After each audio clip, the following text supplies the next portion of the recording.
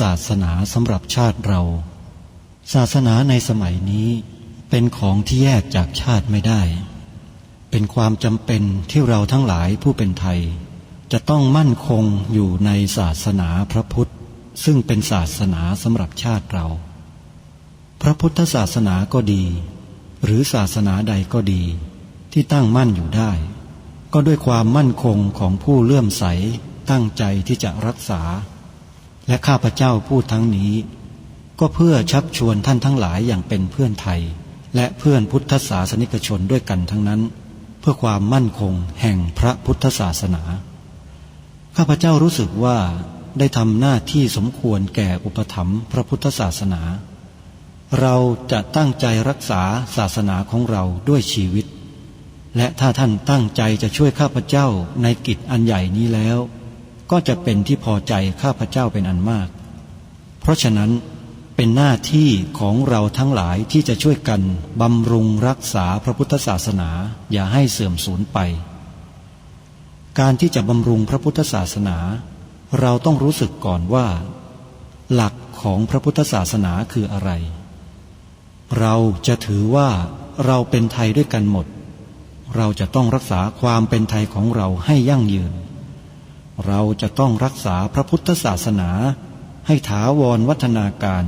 อย่างที่เป็นมาแล้วหลายชั่วโคตรของเราทั้งหลาย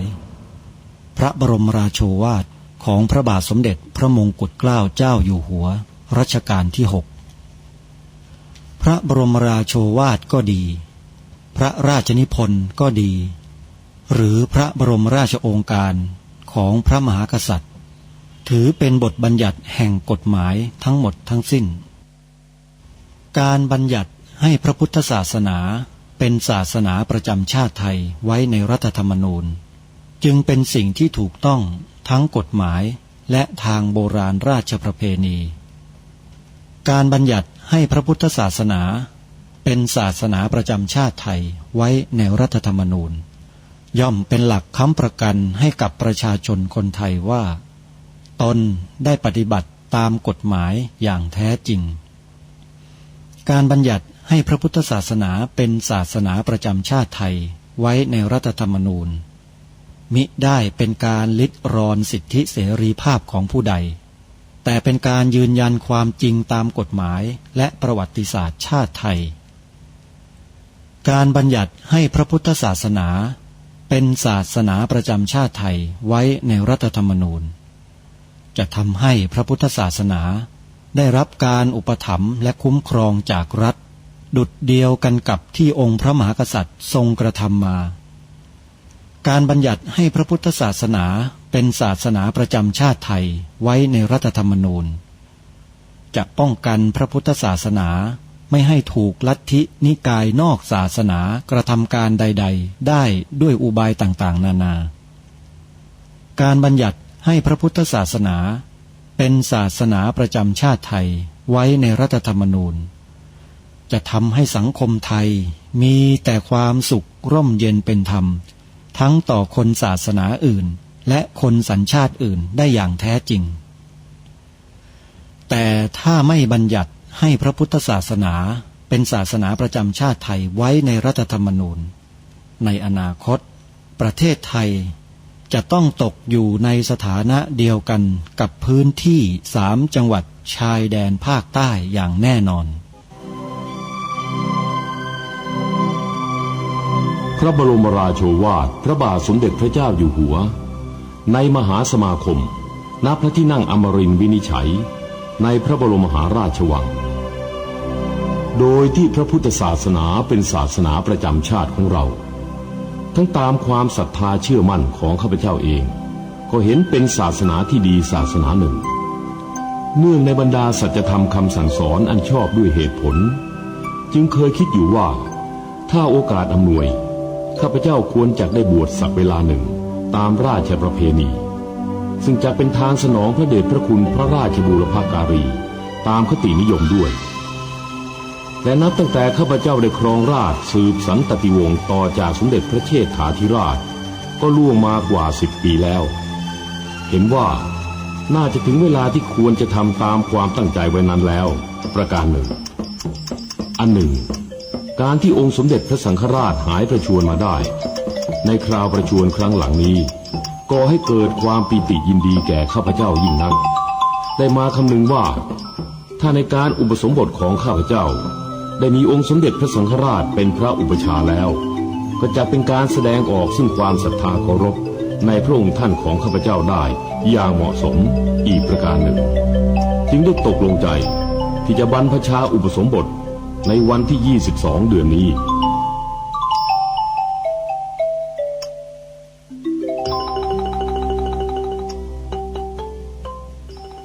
วันเสาร์อาทิตย์ทางสถานีวิทยุแห่งนี้ท่านผู้ฟังสามารถดาวน์โหลดแอปพลิเคชันที่ชื่อว่าวิทยุพุทธศาสนาทั่วไทยเพื่อติดตามรับฟังรายการนี้ได้ทุกวันในวันหนึ่งท่านสามารถรับฟังรายการคดีโลกคดีธรรมผ่านแอปพลิเคชันนี้ได้5 เวลาคือ9 นาฬิกา10 นาฬิกา11 นาฬิกา13 นาฬิกาและ1 นาฬิกาโดยมีสถานีวิทยุพระพุทธศาสนาแห่งชาติคลื่นต่างๆออนแอร์ออกอากาศผ่านแอปพลิเคชันนี้อยู่ทั้งหมด5 สถานีวิทยุประกอบไปด้วยเวลา9 นาฬิกาสามารถรับฟังได้ทางสถานีวิทยุวัดหนองกายวัดอารามมงคลวัดศรีอุดมวงศ์เวลา10 นาฬิกาสามารถรับฟังได้ทางสถานีวิทยุวัดป่าจริยธรรมเวลา11 นาฬิกาสามารถรับฟังได้ทางสถานีวิทยุวัดฝายหินเวลา13 นาฬิกาสามารถรับฟังได้ทางสถานีวิทยุวัดบ้านปลาคูนและเวลา1 นาฬิกาสามารถรับฟังได้ทางสถานีวิทยุวัดฝายหิน20 นาฬิกาขอกราบขอบพระคุณครูบาอาจารย์ทุกรูปที่นำรายการคดีโลกคดีธรรมเผยแพร่ให้บรรดาสาธุชนพี่น้องพุทธบริษัทคนไทยของเราได้สดับรับฟังเพื่อได้รู้ถึงหลักของประเทศอัตลักษณ์ของประเทศของเราเอกลักษณ์สัญลักษณ์ของความเป็นไทยของเราให้ชัดเจนถูกต้องและช่วยกันทำรงรักษาไว้ให้รุ่นลูกหลานสืบต่อกันต่อไปรายการนี้จึงขออาสา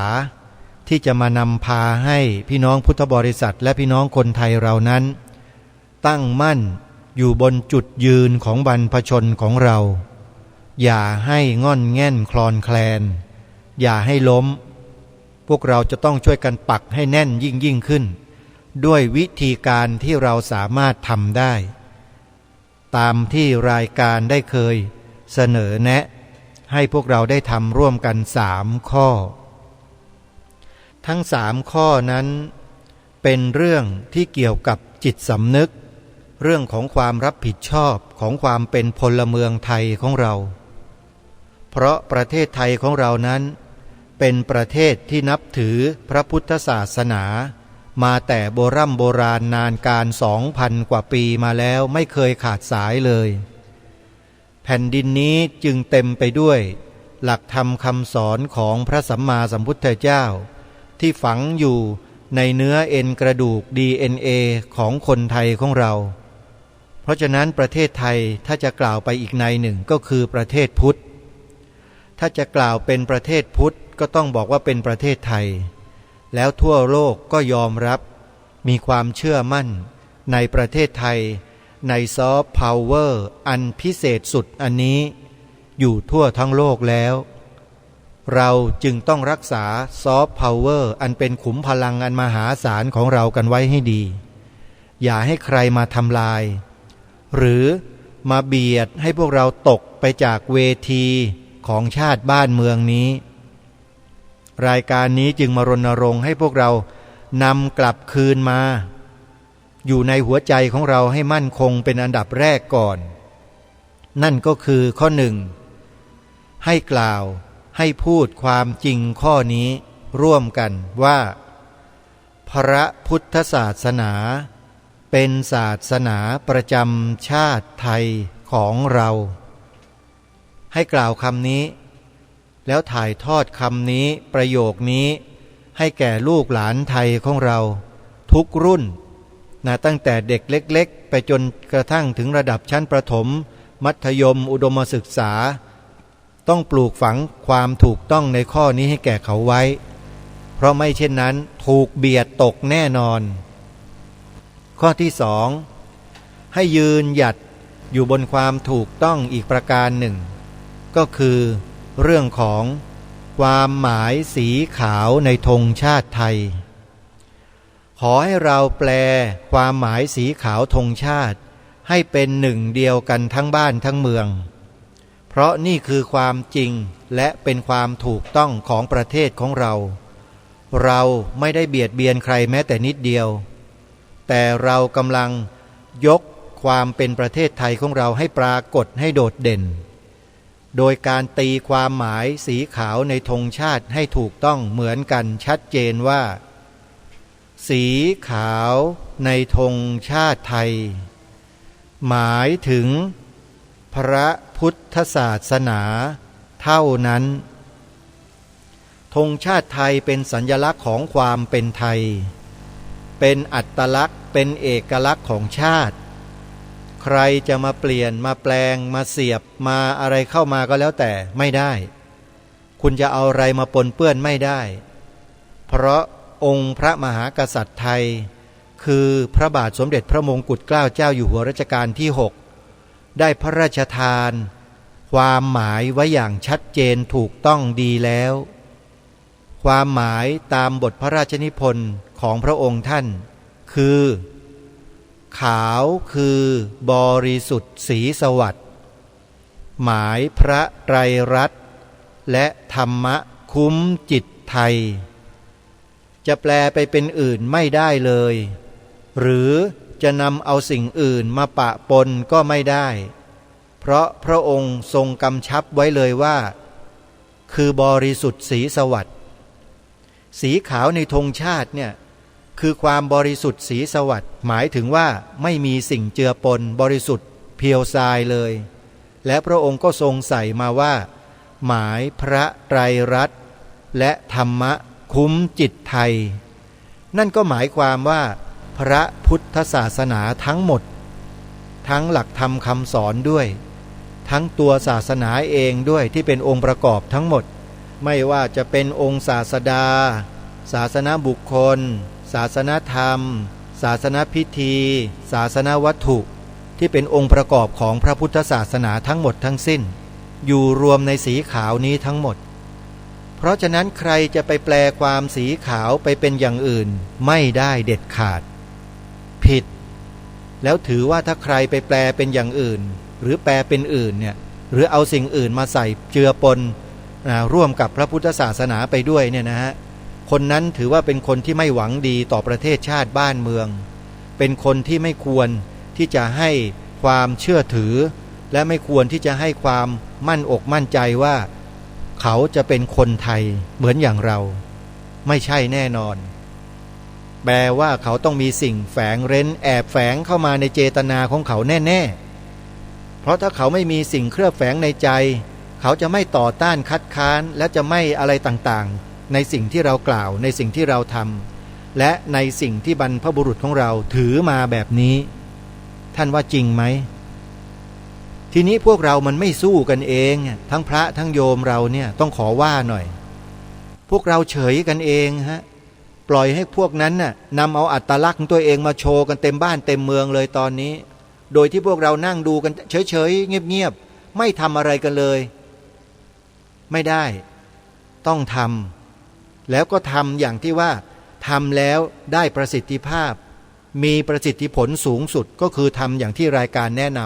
ำข้อที่1ข้อที่2ที่กล่าวมาและข้อที่3ก็คือ พื่อเป็นหลักประกันว่าชีวิตเราเนี้ยยอมถวายพลีชีพให้กับพระรัตนตรัยแล้วขึ้นทะเบียนเขียนใบสมัครปฏิญาณตนเป็นพุทธมามกะตลอดชีวิตตามรอยเบื้องพระยุคลบาทสิถ้าของจริงต้องทำอย่างนั้นถ้าไม่ทำอย่างนั้นยังถือว่าจริงแท้ไม่เต็ม100%ยังขาดวิ่นอยู่ไม่บริบูรณ์การขึ้นทะเบียนเขียนใบสมัครปฏิญาณตนเป็นพุทธมามกะดังกล่าวนั้นหลายคนก็ถามว่าจะไปขึ้นทะเบียนที่ไหนล่ะดาวน์โหลดเอกสารใบสมัครด้วยตัวเองในเว็บไซต์ที่ชื่อว่าสภาพุทธบริษัทภาคประชาสังคมจิตอาสาสภาพุทธบริษัทภาคประชาสังคมจิตอาสาดาวน์โหลดได้เลยถ้าดาวน์โหลดไม่ได้ไปที่ร้านถ่ายเอกสารเขามีเจ้าหน้าที่มีพนักงานที่พิมพ์ดีดทำเอกสารทำคอมพิวเตอร์บอกให้เขาดาวน์โหลดมาเลยบอกว่าเข้าไปในเว็บไซต์เนี้ยแล้วดาวน์โหลดออกมาปริ้นให้หน่อยแค่นั้นเองโยมไม่ยากเลยฮะแต่อยู่ที่เราจะทำไม่ทำเท่านั้นเองฮะอันนี้เป็นเรื่องของชาติบ้านเมืองส่วนรวมไม่ใช่เรื่องส่วนตัวนะแต่เราเอาส่วนตัวเราเนี่ยเสียสละเพื่อส่วนรวมกันด้วยวิธีการทำ3ข้อนี้ใครทำไม่ทำก็แล้วแต่อันนี้ไม่ได้ว่ากันแต่ทำแล้วจะเป็นอย่างไรถ้าไม่ทำจะเป็นอย่างไรซึ่งมันก็ขึ้นอยู่กับการกระทำทั้ง2 อย่างอยากเป็นอะไรก็ทำอันนั้นอยากเป็นคนไทยแท้เป็นผู้มีความกตัญญูกตเวทีต่อบรรพชนบรรพบุรุษของตนเองช่วยปกป้องรักษาชาติบ้านเมืองความเป็นไทยก็ทำแต่ถ้าไม่ทำก็รับไปตรงกันข้ามก็แค่นั้นเองไม่ได้มีใครไปว่านะอาตมาไม่ได้ว่าเพียงแค่เทียบให้ฟังเฉยๆว่าทำกับไม่ทำเนี่ยมันต่างกันแบบนี้โยมนะแต่อาตมาเนี่ยเป็นคนนำทำเองอ่ะไม่ต้องถามว่าทำหรือยังหรอกเป็นคนนำพวกท่านทั้งหลายให้ทำกันนี่แหละเพราะทำแล้วมันได้ผลไงลองมาหมดแล้วฮะได้ผลถามใครก็ตามที่คิดว่าตัวเองเนี่ยยิ่งใหญ่เหลือเกินมีอำนาจมีอิทธิพลเหนือกว่าคนอื่นพอไปถามเรื่องนี้เข้าว่าสีขาวในธงชาติไทยหมายถึงศาสนาอะไรพวกจอมอิทธิพลเจ้าพ่อยิ่งใหญ่ระดับบิ๊กไปไม่เป็นเลยโยมเชื่อไหมเจอมาแล้วด้วยตัวเองฮะจึงกล้ามาพูดแบบนี้นะไม่เช่นนั้นไม่กล้าพูดหรอกไปกันไม่เป็นเลยอึ้งเก้กังกันเดินกันไม่ออกเลยพอถามสีขาวในธงชาติมันเกิดอะไรขึ้นกับบ้านเมืองตรงนี้มันมองได้เลยนะถ้าใครอยากจะรู้ว่าเกิดอะไรขึ้นในบ้านเมืองนะโยมเข้าไปดูเว็บไซต์ของสุรศรีหะ .com รับรองท่านจะทราบว่าเกิดอะไรขึ้นกับผู้หลักผู้ใหญ่ในบ้านเมืองของเราทำไมเป็นกันแบบนี้พอถามสิ่งนี้แล้วตอบกันไม่ได้อึ้งเบือนหน้าหนีเดินหนีบ้างไม่ตอบบ้างน่าคิดไหมล่ะน่าคิดไหมว่าทำไมเป็นเช่นนั้นเราลองถามตัวเราเองที่ว่าเราแปลความหมายสีขาวธงชาติแปลอย่างที่แปลนี้หรือเปล่าอย่างที่รัชกาลที่6พระราชทานไว้ให้หรือเปล่าสีขาวในธงชาติไทยหมายถึงพระพุทธศาสนาเท่านั้นเราแปลอย่างนี้ไหมถ้าเราไม่แปลอย่างนี้เรากำลังไปติดเชื้อใครเขาอยู่เราปฏิเสธเราไม่เห็นด้วยเนี่ยเราไปติดเชื้อใครมาต้องถามตัวเองต่อไปอีกว่าเราเป็นอะไรไปต้องถามนะถ้าเกิดอาการแบบนี้ถือว่าผิดปกติแล้วที่มาต่อต้านความถูกต้องในข้อนี้ของบ้านเมืองตัวเองเนี่ยผิดปกติแล้วนะแปลว่าติดเชื้อในกระแสจิตเข้าแล้วทางรายการย้ำนักย้ำหนาว่าคนไทยเราติดเชื้อในกระแสจิตกันเยอะจำเป็นที่จะต้องรีบแก้ไขด้วยวิธีการที่ทางรายการเสนอแนะนี่แหละกวาดล้างมันออกไปให้หมดด้วยวิธีการนี้เท่านั้นวิธีการอื่นไม่มีครับไม่ต้องไปทำเลยทำไม่ได้เพราะเรื่องนี้เป็นเรื่องของการขาดจิตสำนึกเท่านั้นเองเพียงแค่เราใส่จิตสำนึกเข้าไปก็จบแล้วครับไม่เห็นยากอะไรเลยฮะจิตสำนึกตัวเดียวจบเลยรายการนี้จึงมาพยายามปลุกจิตสำนึกของพวกเราคนไทยทั้งฝ่ายบรรพชิตและคฤหัสถ์ ไม่ว่าท่านจะนั่งเป็นมหาเถรสมาคมเป็นเจ้าคณะพระสังฆาธิการสูงแค่ไหนก็ตามหรือระดับไหนก็ตามท่านอย่ามองตัวท่านสำคัญกว่าชาติบ้านเมืองนะหรือใครที่มองเห็นว่าตัวเองสำคัญกว่าชาติบ้านเมืองบ้างอาตมาว่าไม่มีหรอกแต่ทุกคนบางทีมองตัวเองไม่ออกยังไม่รู้จักตัวเองเลยว่าเป็นใครบางทีก็ยังไปพูดกับลูกศิษย์เลยมึงรู้ไหมว่ากูเป็นใครอย่างเงี้ยบางทีท่านก็ยังไม่รู้จักตัวเองเลยก็มีเหมือนกันนะแบบเนี้ยเนี่ยอันนั้นอาตมาภาพหรือกระผมเนี่ยผ่านอะไรมามากมายเยอะแยะเพราะฉะนั้นจึงกล้าพูดกล้าบอกกับทุกท่านว่าถ้าเราไม่ช่วยกันทำอย่างนี้นะความเป็นไทยของเราอัตลักษณ์ของความเป็นชาติไทยของเราเนี่ยจะถูกเบียดตกเวทีแน่นอนท่านเชื่อผมไหมล่ะท่านก็ดูเอาสิสื่อของรัฐไม่ว่าจะเป็นไทย PBS ไม่ว่าจะเป็นสถานีรัฐสภาไม่ว่าจะเป็นช่อง11ช่อง5ช่อง7แล้วแต่ท่านดูเอาสิครับว่าเกิดอะไรขึ้นกับสถานีโทรทัศน์เหล่านี้ท่านดูสื่อของประเทศไทยเราสิกำลังเกิดอะไรขึ้น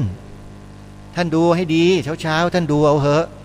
ท่านก็จะเห็นหรือยังว่าเกิดอะไรขึ้นเพราะฉะนั้นเว็บไซต์ที่แนะนำให้ไปดูเนี่ยท่านจะรู้และเข้าใจอะไรมากกว่าที่พูดนี้เยอะเลย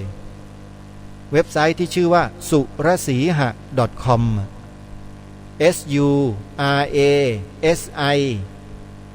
surasiha.com สุรสีหะ .com ท่านต้องเข้าไปดูแล้วท่านอย่าลืมพอดูแล้วท่านก็มาฟังเทปธรรมบรรยายของท่านเจ้าประคุณสมเด็จพระพุทธโฆษาจารย์ปอ.ประยุตโตที่ทางรายการนำมาเปิดให้ฟังอยู่ในช่วงนี้ซึ่งเดี๋ยววันนี้เราจะได้ไปฟังกันต่อเพราะว่าท่านได้ปรารภมาถึงในช่วงที่สู่ในช่วงท้ายๆแล้วก็จะมีการถามตอบกันในที่สัมมนาด้วยก็จะเปิดให้พวกเราได้ฟังกันจนจบเลยนะฮะเพราะฉะนั้นเวลาที่เหลืออยู่นี้เดี๋ยวเรามาติดตามรับฟังเทปธรรมบรรยายเรื่องภัยแห่งพระพุทธศาสนาในประเทศไทยโดยพระเดชพระคุณท่านเจ้าคุณพระธรรมปิฎกในสมัยนั้นก็คือเจ้าพระคุณสมเด็จพระพุทธโฆษาจารย์ปอ.ประยุตโตในปัจจุบันนี้กันต่อไปติดตามรับฟังพร้อมๆกันได้นะบัดนี้นี่ก็มาบวชเมื่ออายุมากแล้วก็ไม่ได้ร่ำเรียนอะไรก็ไม่ค่อยรู้ก็ได้แต่รักษาวัดนี่หลายปีมาแล้วเวลาไปต่างจังหวัดเนี่ยไปพบพระอายุ70 75 60กว่าไปถามท่านพรรษาเท่าไรครับบอก1 พรรษาว่างั้นนะอะไรอย่างเงี้ยแต่ก่อนนี้เราไปเห็นพระสูงอายุเราก็ต้องนึกว่าเป็นพระผู้ใหญ่บวชมานานญาติโยมต้องระวังนะอันนี้ก็เป็นเรื่องหนึ่งที่ต้องรู้เอาลองไปเถอะไปต่างจังหวัดต้องถามพรรษาพระด้วย ว่าท่านบวชมากี่พรรษาปรากฏว่าเป็นอย่างเงี้ยเป็นส่วนใหญ่คือไม่มีพระที่อยู่มาจริงได้รับการศึกษาอบรมในพระธรรมวินัยหรอกเป็นผู้ที่มาบวชอย่างนั้นเองมาแก่ตั้งใจดีบ้างไม่ดีบ้างที่ท่านดีก็เราอนุโมทนาแต่เราก็ต้องรู้ความเป็นจริงว่าถึงท่านจะมาดีก็เถอะท่านก็ทำอะไรได้ไม่ได้เท่าไหร่เพราะว่าไม่มีเวลาที่จะศึกษาเล่าเรียนแล้วก็ร่างกายก็ทรุดโทรมแล้วจะเล่าเรียนอะไรก็ไม่ไหวนั้นท่านก็ได้แต่มาอยู่รักษาวัดนี่เวลาหนังสือพิมพ์ลงเนี่ยเราควรจะสืบด้วยมีข่าวพระบางทีอายุต้องเยอะแล้วประพฤติไม่ดีเนี่ยหนังสือพิมพ์น่าจะให้ข้อมูลที่เป็นประโยชน์กับสังคมว่าองค์นี้บวชมาไรมาจากไหนพื้นฐานบางทีบวชได้ปี2 ปีแล้วเป็นคนก็ไม่ดีอยู่แล้วในหมู่บ้านนั้นน่ะคนแย่อยู่แล้วในชุมชนนั้นแล้วก็เข้ามาบวชนี่เขาเรียกว่าบวชอาศัยพระศาสนาเลี้ยงชีพเป็นปัญหามากนะ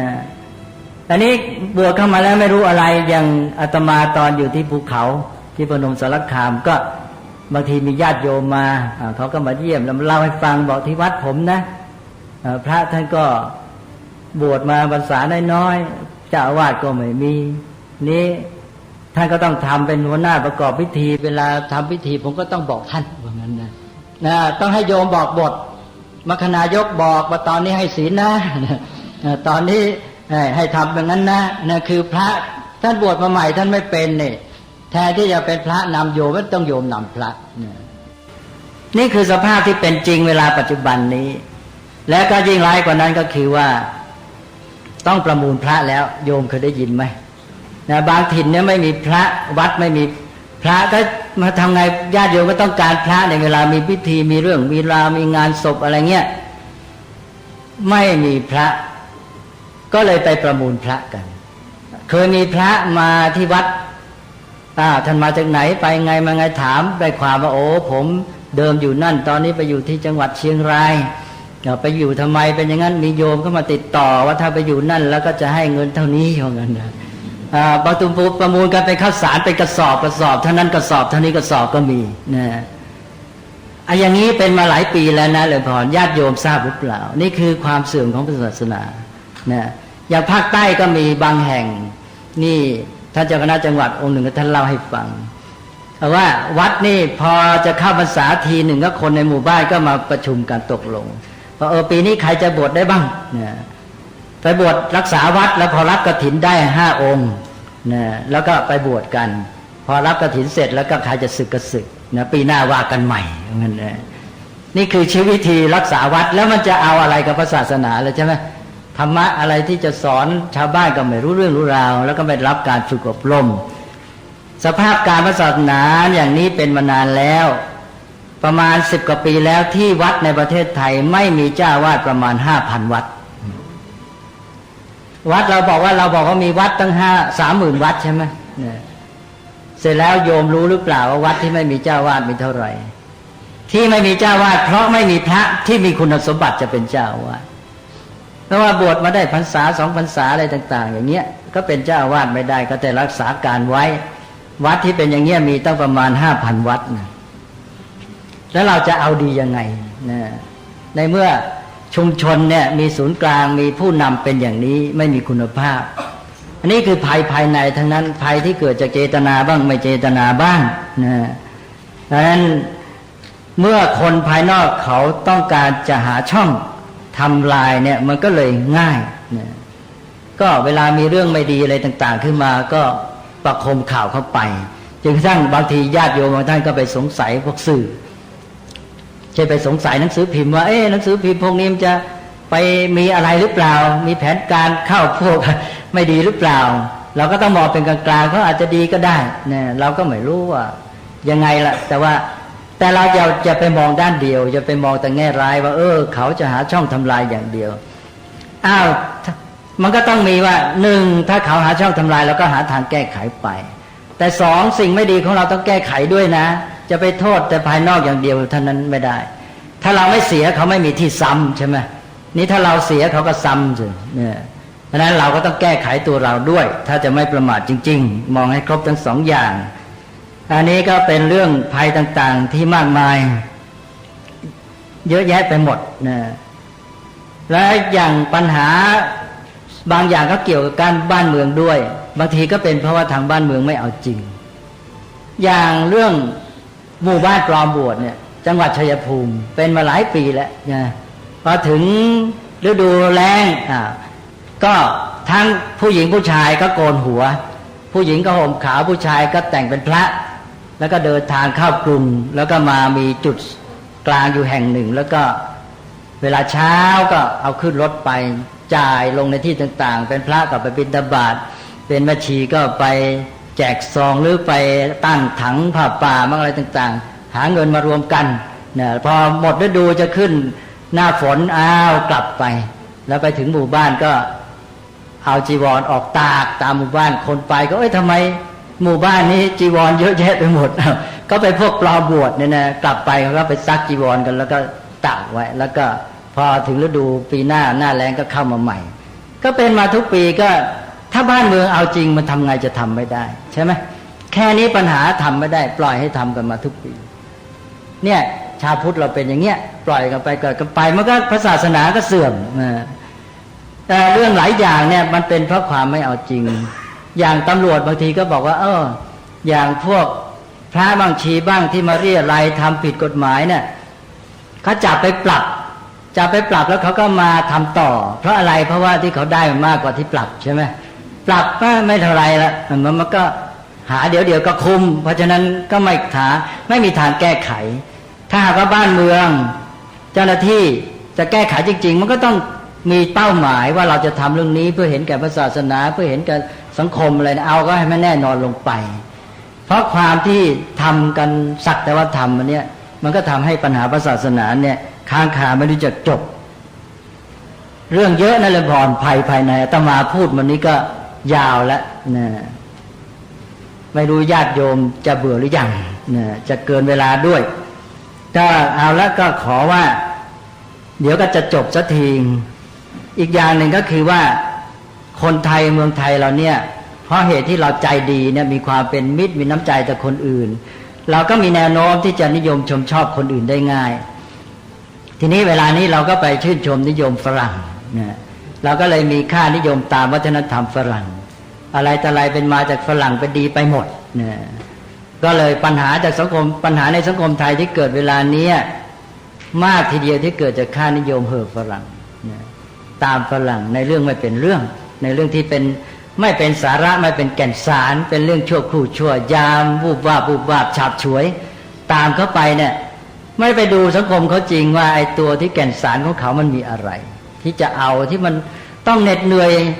ทำได้ยากเนี่ยไม่เอานะเราก็เลยเป็นพวกที่เสพบริโภควันนั้นได้พูดไปกับทางด้านการศึกษาบอกเมืองไทยเนี่ยนะเราก็บอกว่าเป็นสังคมบริโภคนิยมตามฝรั่ง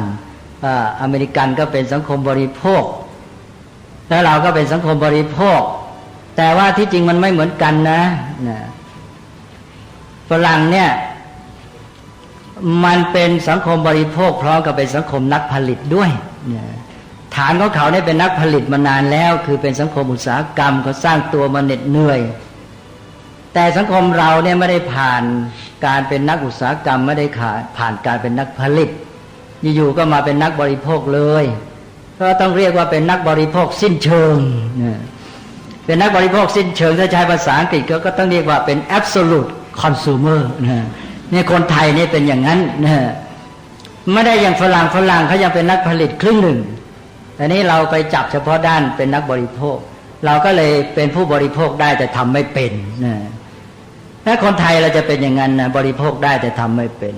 ให้ตื่นรอว่าฝรั่งทำอะไรมีอะไรใหม่แล้วก็รอจะมีตามเขาคอยซื้อแต่ว่าไม่คิดจะทำประเทศที่เขาจะเจริญได้เนี่ยเขาต้องมองว่าฝรั่งญี่ปุ่นทำอะไรได้ฉันจะทำให้ได้อย่างนั้นนี่อย่างนี้เขาเรียกว่าเป็นนักสร้างความเจริญแต่ถ้าหากว่าฝรั่งญี่ปุ่นมีอะไรกินใช้ฉันจะมีกินใช้อย่างนั้นบ้างอันนี้ก็เป็นนักบริโภคอย่างที่ว่าเป็นนักบริโภคความเจริญไม่ใช่นักสร้างความเจริญเพราะนั้นเด็กไทยจะต้องสอนให้ได้ไม่ใช่รอว่าจะใช้ของโน้นมีของนี้แล้วโก้ต้องใครทำได้จึงจะโก้ถ้าใครบริโภคมีเสพอย่าไปให้โก้เลยอย่าไปยกย่องเลยนะทำเมื่อไรทำได้ต่อเมื่อเธอทำได้ฉันจึงจะยกย่องนะต้องเป็นนักทำนักผลิตให้ได้อันนี้เพราะความเป็นนักบริโภคอย่างเงี้ยมันก็นำไปสู่ความเสื่อมเพราะเรื่องของการบริโภคเนี่ยมันไปสัมพันธ์กับพวกอบายมุขแล้วความเป็นคนอ่อนแอนะเป็นการที่หาความสุขโดยไม่ต้องทำแล้วกลัวความยากความลำบากทำไม่เป็นถ้าทำแล้วเหนื่อยก็ฝืนใจทำมีความทุกข์ก็เลยเป็นนักบริโภคก็ไปหาแต่สิ่งที่จะบำรุงบำเรอในที่สุดมันก็ไปทางเสื่อมง่ายไปเป็นเสพยาบ้ายาอะไรไปในสังคมมั่วสุมอะไรต่างๆนี่ถ้าเราพัฒนาเด็กของเราเนี่ยให้เป็นนักทำนักสร้างบ้างนะไม่ใช่เป็นแต่นักบริโภคอย่างเดียวไม่ใช่บริโภคได้อย่างเดียวฉันทำเป็นด้วยแล้วก็การที่จะทำเป็นก็ต้องอยากทำต้องสร้างนิสัยอยากทำขึ้นมาแล้วก็ทำให้มันเก่งแล้วก็อย่างที่ว่าแล้วเห็นอะไรของฝรั่งญี่ปุ่นเนี่ยต้องบอกว่าฝรั่งญี่ปุ่นทำอะไรมาฉันจะต้องทำให้ได้ถ้าพูดอย่างนี้แล้วก็เมืองไทยเปลี่ยนทิศเลยนะถ้าบอกฝรั่งทำอะไรมาฉันจะมีอย่างนั้นบ้างอย่างนี้จบมาไปไม่รอดนะมียังไงก็มีตัวเองทำไม่ได้ก็ต้องซื้อเขาใช่ไหมถ้าหากว่าฉันจะต้องทำได้บ้างอันนี้แม้แต่ซื้อมาก็ซื้อมาศึกษาหาทางทำให้ได้ประเทศไทยก็จะเข้าแนวพุทธศาสนาท่านสอนให้เราเนี่ยมีความขยันหมั่นเพียรมีฉันทะนี่คือความอยากทำก็มีความอยากอยู่สองประเภทวันนี้ก็เลยอยากจะพูดกับโยมด้วยว่าคนไทยเนี่ยบางทีก็เรียนพุทธศาสนาไปศาสนาไปก็ชักจะได้ครึ่งหนึ่งบ้างเพี้ยนบ้างคลาดเคลื่อนบ้างอย่างคำในทางพุทธศาสนาเนี่ยเราก็ได้มาครึ่งหนึ่งใช้คำว่าอยากเนี่ยให้ญาติโยมแปลเป็นภาษาพระเนี่ยจะแปลว่าอะไร อ้าวโยมลองนึกดูโยมก็จะนึกได้แต่ตัณหาอยากใช่ไหมแสดงว่าโยมได้คะแนน 50% เท่านั้นนะก็อยากมันต้องมี2 ชนิดพระท่านบอกไว้ความอยากมี2 อย่างคือ1อยากที่เป็นอกุศล2ความอยากที่เป็นกุศลที่โยมบอกมาว่าตัณหานั้นเป็นความอยากฝ่ายอกุศลทีนี้ความอยากฝ่ายกุศลคืออะไรต้องตอบให้ได้ความอยากฝ่ายกุศลคือฉันทะตัณหาความอยากคืออยากเสพอยากบริโภคอยากบำรุงบำเรอตาหูจมูกลิ้นของตัวให้มันสบายมีความสุขนี่ก็บำเรอตาหูจมูกลิ้นกายแหละตัณหาทีนี้ความอยากอย่างนี้ที่เป็นกุศลท่านเรียกว่าฉันทะแปลว่าอะไรพระท่านอธิบายแปลบาลีเป็นบาลีฉันทะแปลว่ากัตตุกรรมยตากัตตุกรรมยตาแปลว่าอะไรแปลว่าความอยากทำนี่แหละเมืองไทยกำลังต้องการอันนี้ไอ้ตัวตัณหาอยากได้อยากเสพเนี่ยพอแล้วคนไทยมีพอแต่ไอ้ฉันทะอยากทำเนี่ยมันไม่มีนะดังนั้นต้องสร้างขึ้นให้ได้กัตตุกรรมยตาแปลว่าความอยากทำพระพุทธเจ้าบอกว่าถ้าฉันทะความอยากทำหมายถึงทำให้ดีนะไม่ใช่ทำเรื่อยเปื่อยอยากทำให้มันดีเนี่ยมาแล้วก็เจริญมรรคจะเกิดขึ้นพระพุทธเจ้าตรัสบอกว่าเมื่ออาทิตย์จะอุทัยมีแสงเงินแสงทองขึ้นมาก่อนฉันใดเมื่ออริยมรรคจะเกิดแก่ภิกษุมีฉันทะมาก่อนฉันนั้นว่างั้นนะถ้าภิกษุรูปใดมีฉันทะก็อยากจะทำอยากจะปฏิบัตินะอยากจะรู้อยากจะศึกษาพระธรรมวินัยอยากจะนำไปทำกับตัวเองอยากจะพัฒนาในไตรสิกขาในศีลสมาธิปัญญาญาติโยมก็เช่นเดียวกันจะมีชีวิตที่เจริญงอกงามดีเนี่ยต้องรู้ว่าพุทธศาสนาไม่ได้สอนแต่เพียงให้ละความอยากให้ละให้ลดนั้นในแง่ของตัณหาแต่ท่านให้ส่งเสริมความอยากที่เป็นกุศลที่เรียกว่าฉันทะตราบใดที่ยังไม่บรรลุอรหัตผลแล้วต้องมีฉันทะตลอดนี้ท่านบอกว่าไอ้ตัวอยาก2 อย่างเนี่ยต้องละตัณหานั้นเกิดเมื่อใดก็ละมันซะเลยได้ส่วนฉันทะนั้นละด้วยการทำให้สำเร็จท่านว่าไงทำให้สำเร็จแล้วก็ละได้ใช่ไหมอันเนี้ยเพราะนั้นต้องละฉันทะด้วยการทำให้สำเร็จแล้วฉันทะมันจะอยู่กระทั่งเป็นพระอรหันต์แล้วพระพุทธเจ้ามีพุทธคุณอันหนึ่งเป็นพุทธธรรมพุทธธรรมก็คือลักษณะหรือคุณสมบัติของพระพุทธเจ้าซึ่งมีมากมี18 ประการมีข้อหนึ่งคือมีฉันทะไม่ลดถอยเลยนี่เป็นคุณสมบัติของพระพุทธเจ้ามิฉะนั้นพระพุทธเจ้าจะเสด็จจาริกไปสั่งสอนธรรมได้อย่างไรถ้าพระองค์ไม่มีฉันทะพระพุทธเจ้าเนี่ยมีฉันทะไม่ลดถอยนะให้จำไว้เลยต้องการจะทำสิ่งที่ดีเป็นประโยชน์ต้องการช่วยเหลือประชาชนต้องการจะโปรดให้คนเขาได้ความสุขให้เขาพ้นจากทุกข์เนี่ยพระองค์ไม่มีหยุดหย่อนเลยฉันทะอันนี้เป็นพุทธคุณอันหนึ่งเลยนะเรื่องพรใน18 ประการเรียกว่าเป็นพุทธธรรม18 ประการข้อหนึ่งว่ามีฉันทะไม่ลดถอยนั้นเราเป็นพุทธศาสนิกชนก็ต้องสร้างฉันทะนี้ขึ้นมาให้ได้แล้วต้องสร้างในเด็กเนี่ยให้เป็นคนที่มีนิสัยอยากทำอยากสร้างอยากจะถ้าเป็นเศรษฐกิจก็คืออยากผลิตแต่ว่าไอ้เศรษฐกิจเนี่ยไม่ค่อยปลอดภัยหรอกเพราะว่าการผลิตนี้ต้องระวังเหมือนกันบางทีผลิตไปมีโทษแต่ถึงยังไงก็ให้มันได้นิสัยนักผลิตขึ้นมาก็ยังดีแล้วกล้าไปทำสิ่งอื่นที่เรียกว่าเป็นการสร้างสรรค์นั้นการที่เราไปนิยมตามวัฒนธรรมฝรั่งเนี่ยแล้วก็ไปได้แค่เปลือกแค่ผิวมันก็อันตรายแล้วก็สิ่งดีที่เรามีเราก็ไม่เอามาใช้ให้เป็นประโยชน์นั้นเราจะต้องมาปรับปรุงแก้ไขตั้งแต่การศึกษาของเราทีเดียวนะแล้วให้มันเปลี่ยนวิถีทางสังคมของเราวันนี้อาตมาก็ได้พูดมาเรื่องภัยแห่งพระพุทธศาสนานี่ก็ยาวนานแล้วนี้ได้พูดไปอย่างเมื่อกี้แล้วว่าพุทธศาสนาเนี่ยทำให้ประเทศไทยเป็นดินแดนที่ร่มเย็นเป็นสุข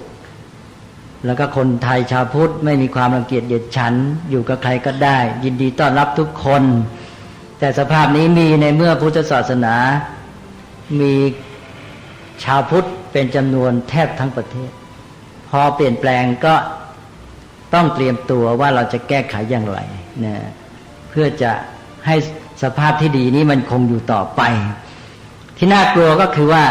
พวกหนึ่งมาได้วิธีรุนแรงอีกพวกหนึ่งก็คือด้วยวิธีเหยื่อล่อนะเล่ห์กลนะเหยื่อล่อเงินทองอะไรต่างๆเหล่านี้นะดังนั้นก็ต้องรู้ทันเป็นอย่างน้อยเราไม่ได้คิดเป็นปฏิปักษ์ศัตรูกับใครแต่จำเป็นจะต้องรู้เข้าใจแล้วก็คิดหาทางแก้ไขเป็นผู้ไม่ประมาททั้งนี้ก็เพื่อประโยชน์ไม่ใช่เพื่อตัวเราเองก็เพื่อส่วนรวมรักษาพระศาสนาไว้ให้เป็นสมบัติแก่คนรุ่นต่อไปเพื่อพุทธศาสนาจะช่วยให้คนไทยมีธรรมะที่จะอยู่ร่มเย็นเป็นสุขถ้าแผ่ไปได้ทั่วโลกก็อยู่ร่มเย็นเป็นสุขด้วยเพราะคนที่เป็นชาวพุทธเนี่ย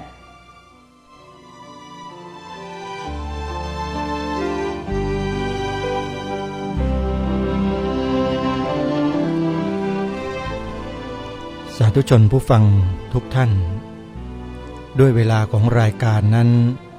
มาสู่ช่วงสุดท้ายแล้วเทปธรรมบรรยายของพระเดชพระคุณท่านนั้นยังไม่จบเดี๋ยวเรามาติดตามรับฟังกันต่อในวันพรุ่งนี้สำหรับบทสรุปในวันนี้ก็คือท่านเจ้าพระคุณสมเด็จได้บรรยายให้ความรู้แก่พวกเราในเรื่องของภัยทั้งภายนอกแล้วก็ภัยภายในไว้อย่างสมบูรณ์แบบทีนี้ปัญหาก็อยู่ที่ว่าพวกเรามีฉันทะเหมือนอย่างที่ท่านเจ้าพระคุณสมเด็จท่านได้กล่าวได้แสดงไว้หรือยังฉันทะคือความอยากจะทำหน้าที่ของเราโดยที่เราทำนั้นหน้าที่นั้นไม่ได้ไปเบียดเบียนไม่ได้ไปทำลายใครเลยสิ่งที่ทางรายการแนะนำให้ทำกัน3 ข้อไม่ได้เบียดเบียนใครไม่ได้ทำลายล้างใครไม่ได้ทำให้ใครเดือดร้อนแม้แต่นิดเดียวเป็นการยกย่องความเป็นชาติไทยของเราให้ปรากฏให้ชัดเจนให้เด่นยิ่งขึ้นเป็นการสืบสารรักษาต่อยอดอัตลักษณ์ของความเป็นไทยของเราให้ต่อเนื่องให้มั่นคงถาวรไม่ได้ไปทำลายใครแม้แต่นิดเดียวถ้าใครคิดว่าการกระทำเช่นนี้ของพวกเราเป็นการทำลายเขาเนี่ยก็ให้รู้ไว้โดยทั่วกันเถอะว่าคนที่คิดเช่นนั้นน่ะคือบุคคลที่มีใจคับแคบมีจิตใจที่เหือดแห้งไร้น้ำใจสิ้นดีแล้วคนที่ไร้น้ำใจแบบนี้เนี่ยเราควรจะให้ความเมตตากรุณาสงสารต่อไปไหมในที่นี้หมายความว่าให้ความเมตตากรุณาสงสารแบบไร้ปัญญาเนี่ยเราเลิกให้ความสงสารเมตตาแบบนั้นได้แล้วหรือยังควรจะให้แบบใหม่ละมั้งนี่คือข้อคิดในวันนี้ที่ให้พวกเราท่านทั้งหลาย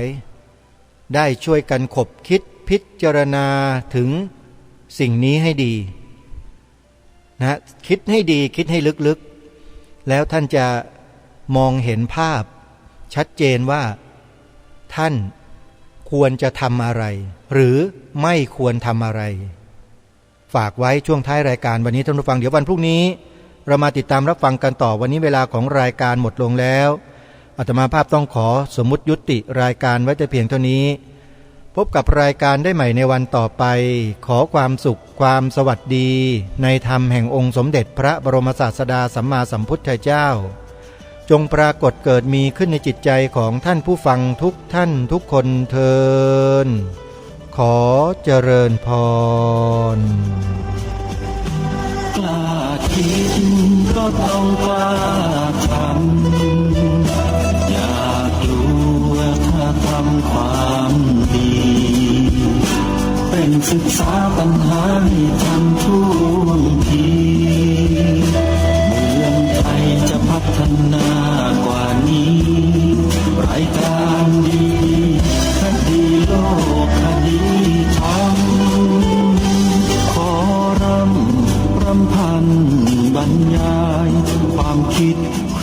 านแห่งสีทั้งสามงามขนาดขาวคือบริสุทธิ์สีสวัสดิ์หมายพระไตรรัตน์และธรรมะคุ้มจิตไทยแดงคือโลหิตเราใส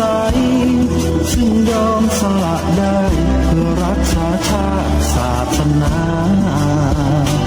น้ำเงินคือสีโสภาอันจอมประชาพระโปรดเป็นของส่วนองค์จับริ้วเข้าเป็นไตรรงค์จึงเป็นสีธงที่รักแห่งเราชาวไทยทหารอวตารนำไปยงยุทธวิชัยวิชิตก็ชูเกียรติสยามประเทศไทยที่เจริญมั่นคงมาได้จนถึงทุกวันนี้มิได้เกิดขึ้นจากความหวาดกลัวอย่างคลาดเขลาแต่บรรพบุรุษไทยของเราทุกยุคทุกสมัยล้วนแต่มีความกล้าหาญและชาญฉลาดปกป้องเอกราชสร้างชาติให้เกิดความมั่นคง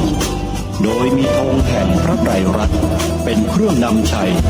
จึงเป็นที่มาที่ไปของรายการคดีโลกคดีธรรมกล้าคิดก็ต้องกล้าทำอย่ากลัวถ้าทำความดีเป็นศึกษาปัญหาให้ทันท่ว